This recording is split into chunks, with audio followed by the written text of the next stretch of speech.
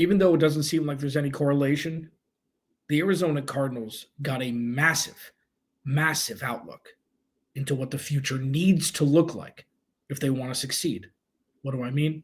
Let's discuss.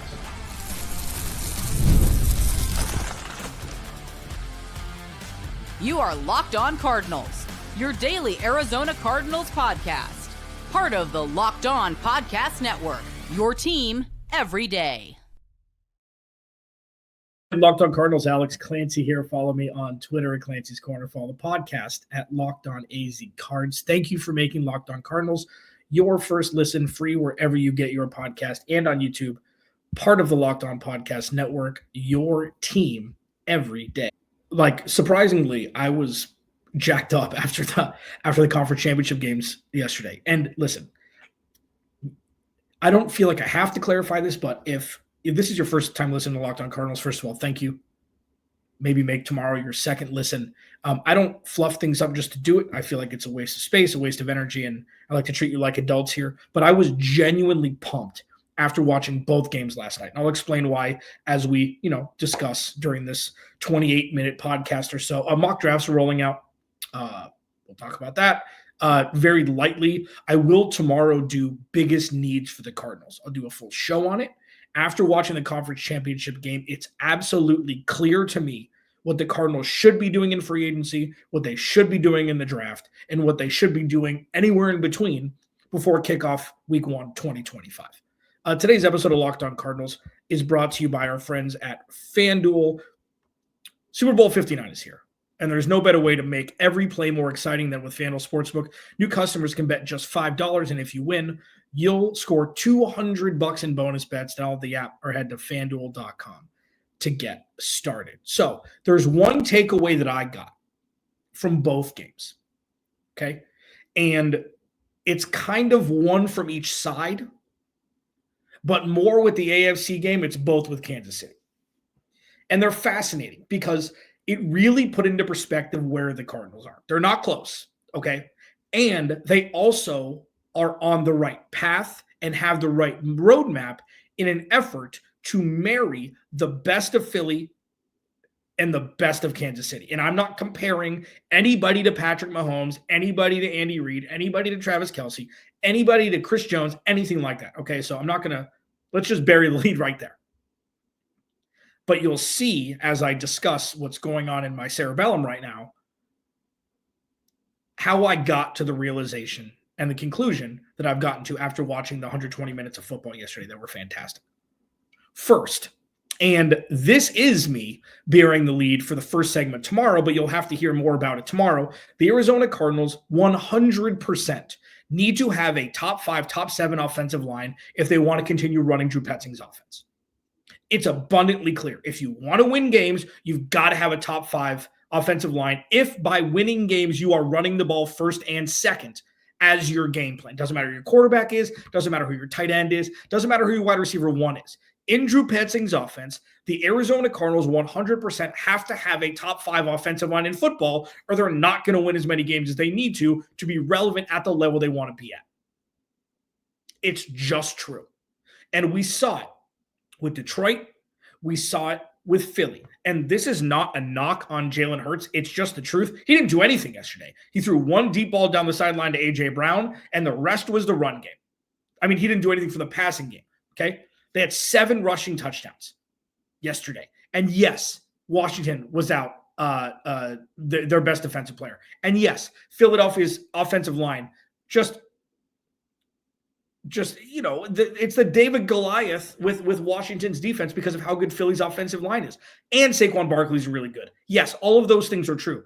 And none of that works without the offensive line being the best offensive line in football. It's been the best offensive line in football for the last 5 years or so, even without Travis Kelce, even without Taylor Jurgens out. Like, all they do are breed offensive linemen. They drafted Landon Dickerson out of Alabama. He plays guard. He moved over to center because he played, I think, 2 seasons of center at Alabama. They always have the contingency plan to make sure that the offensive line is still a top 3 offensive line in football, irrespective of if the starters are into the backups.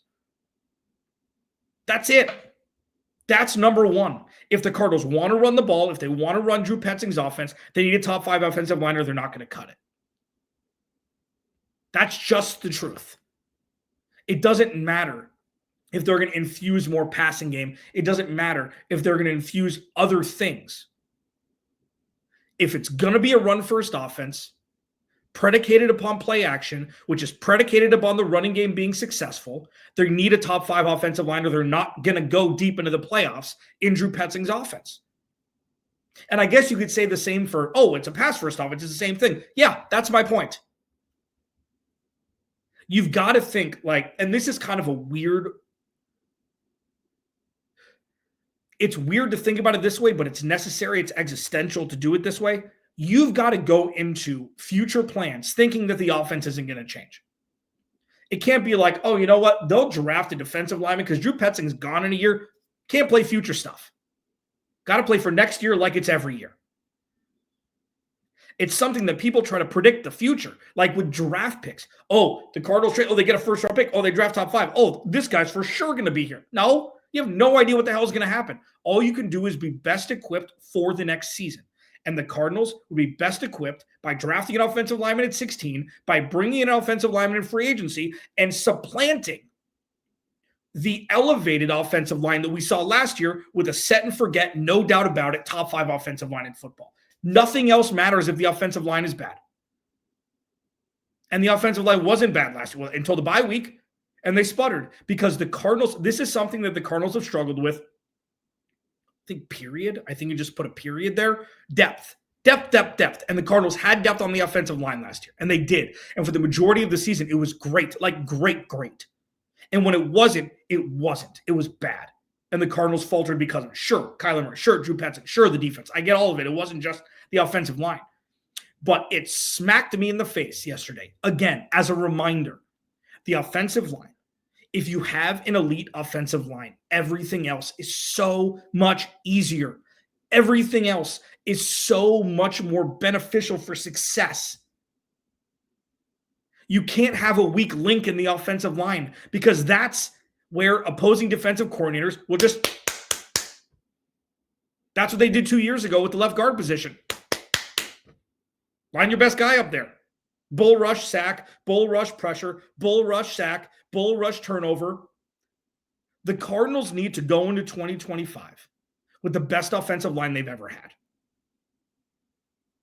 Without it, you're looking at, if not, it's not if, it's when things don't work like you want them to.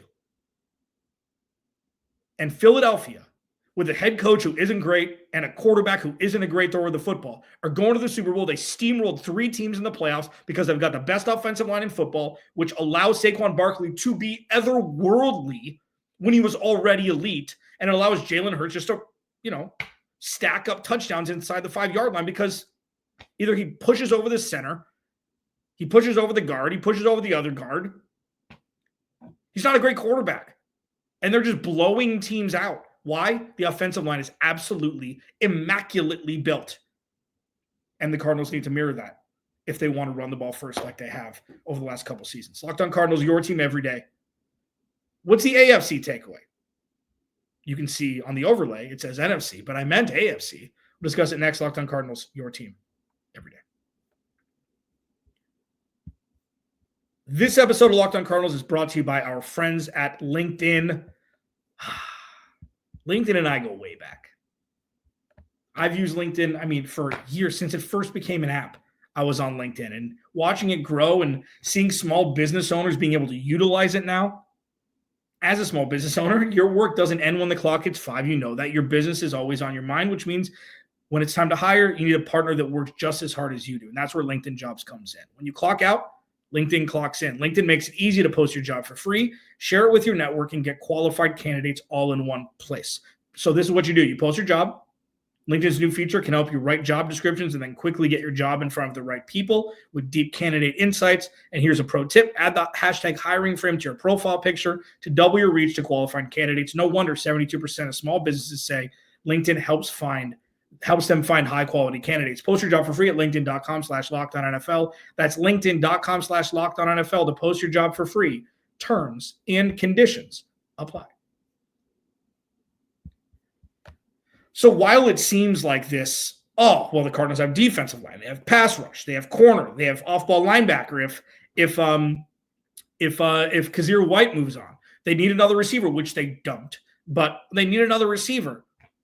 Doesn't matter. None of it matters. Offensive line first, offensive line second. That's it. That's it. Now, the AFC takeaway, excuse my overlay for those that are watching on YouTube. The AFC takeaway for me. This is the one that's going to seem the most out of touch, but it makes the most sense, even though the 0-1 jump from Kyler Murray to Patrick Mahomes is pretty significant.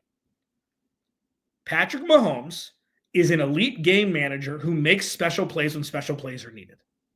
He's the dictionary definition. Tom Brady, the same thing. When people say, oh, you need to be more than an elite game manager. No, you don't. Ask Josh Allen. No, you don't. All you need to do is convert plays when your teams absolutely need them. Run the ball. Run play action. Find open receivers. Don't make mistakes. That's what an elite game manager does. And sure, Patrick Mahomes is well beyond what the quintessential elite game manager looks like. But that's the job of a quarterback, is to be a game manager, to manage the game and make plays when necessary, okay? Patrick Mahomes and Tony Romo's just gushing. It's gross at this point, but regardless, every 3rd and 15 is like, oh, they'll figure it out. And I mean, Hollywood Brown dropped the ball. He couldn't keep his feet in bounds. That would have been a 3rd and 15 conversion. Like, it doesn't matter. Patrick Mahomes finds a way. And as elusive as Kyler Murray is in the pocket, Patrick Mahomes is also. Patrick Mahomes is sneaky fast. He's like the Aaron Rodgers sneaky fast when Aaron Rodgers was in his prime. And it was just magic to watch. It just is. Say what you want about the refs. I don't care. It's magic to watch him work. And he gets put in a position to succeed by one of the best head coaches in football, Andy Reid. They've got aging wide receivers and Xavier Worthy. Like, anybody that says they need talent, look at the Chiefs. The Chiefs have a shell of DeAndre Hopkins, a shell of Hollywood Brown, a shell of Travis Kelce, a shell of Kareem Hunt, and they just make it work. So the elite game manager who makes plays when that's what Patrick Mahomes does. He makes plays when you absolutely need him to, and Kyler Murray doesn't do that yet. I'm not sure if he will. He has, but not with the potency of Patrick Mahomes, and naturally he hasn't played deep in the playoffs that Patrick Mahomes has yet. That's one. That's the bigger gap one that I saw, but it's like, that's what it looks like. That's what teach tape looks like. Okay. Now, the other side. The side that is closer, which is kind of a surprise. I didn't really know what I was going to talk about today yet. I mean, I had stuff. We can talk about draft and stuff. It's way too early for that. I like to, as I mentioned last week, like to watch football that's still happening and compare it to the Cardinals. Better, worse, indifferent, whatever it may be. This is the big one for me. Steve Spagnuolo is an absolute wizard. We talk about Jonathan Gannon and Nick Rallis thinking outside the box, using the talent that they have, and elevating it. The Cardinals defense played out of their shorts last year. I think some of it had to do with the drafting with, Max Melton and Garrett Williams and having Budda Baker and Jalen Thompson, David and Taylor Demerson, Kazir White, Mac Wilson. But a lot of it's coaching. It's the blitz packages. It's when to blitz. It's when to drop back into coverage. It's when to bring everybody to the line and drop everybody back, fake blitz. It's when you send two corners off both edges. And then it's another time when you see Budda Baker and Mac Wilson, meeting in the backfield for a sack. Steve Spagnuolo is an absolute wizard when it comes to managing blitz timing, blitz packages, and on what down to blitz. And we saw it on 4th and 5 where, Josh Allen threw the ball 30 yards down the field and Dalton Kincaid dropped it. But it had Jim Nance and Tony Romo flummoxed, so this is usually when he shows blitz, drops back. And then he brings like a corner and a backer out of nowhere and brings Josh Allen to the ground. Obviously, Josh Allen's a tree trunk, so we got the ball off, and almost completed a miraculous pass and catch. But Steve Spagnuolo was what I was watching. I'm like, that is who Nick Rallis should model his game after. That. Him. And you know what Steve Spagnuolo is? A failed anything other than defensive coordinator. and he knows he's going to get head coaching looks. You hope the NFL, my boy Brian Peacock from Locked On 49ers had a great tweet. He goes, somebody give Steve Spagnuolo a head coaching job so he'll get the hell away from Kansas City. That's what it looks like. Just be like, you know what? I know my role. I know what I'm great at. And I know that with this offense, I can put together a defense that can mimic that on the other side of the ball. And we can win Super Bowls. And look at what's happening. It's bonkers. It's bonkers. It's the thinking outside the box. Now, they've got Chris Jones, okay, which helps up front. They've drafted very well, like guys like George Karlaftis and Trent. I think they moved up to draft Trent McDuffie, I think. I can't remember. But they just, George Karlaftis just fell into their lap. I think it was one of the first picks of the second round or the end of the first round. Like, these guys just fall into their lap. They had Tyrann Mathieu for a couple of years, but like, if Nick, like, let me put it this way. Just like in the first segment with the offensive line, you don't need 100% of the Chiefs, of the Eagles offensive line talent. You don't need 100% of Patrick Mahomes, in between his ears and ability to make plays at big times. You don't need 100% of Steve Spagnuolo's vision.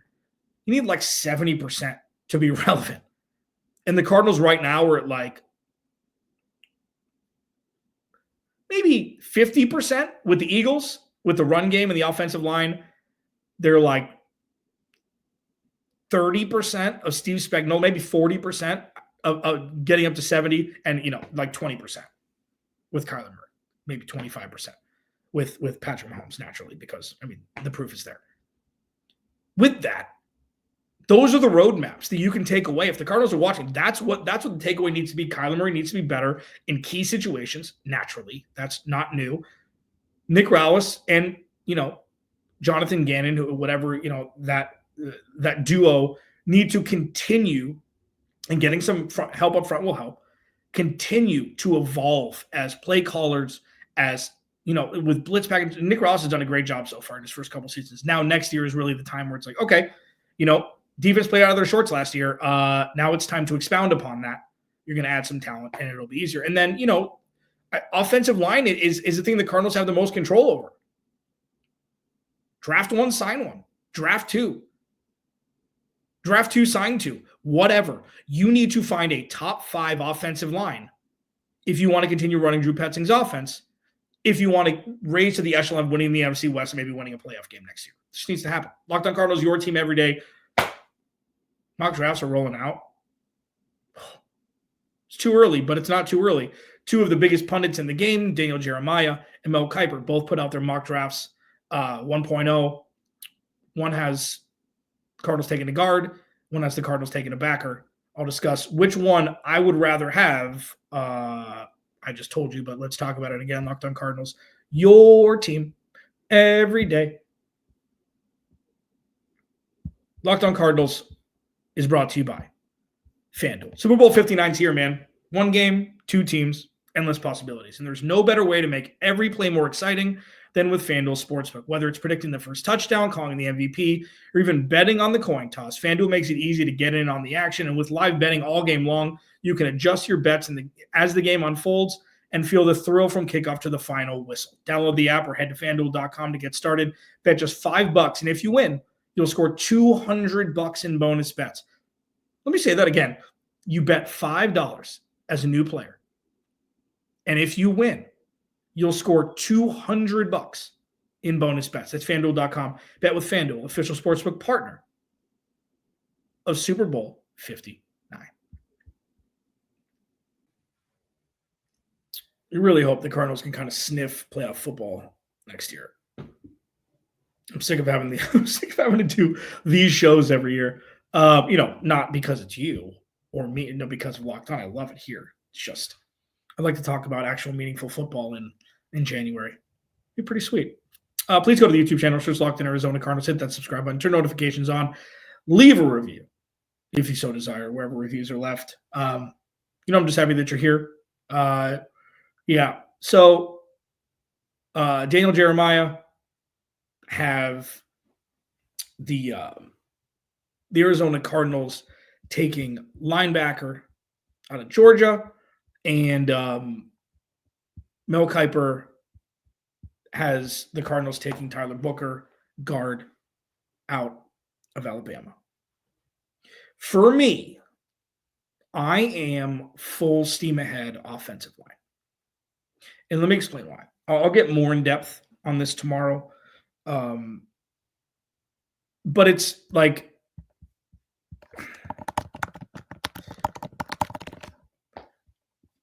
it's something to the effect that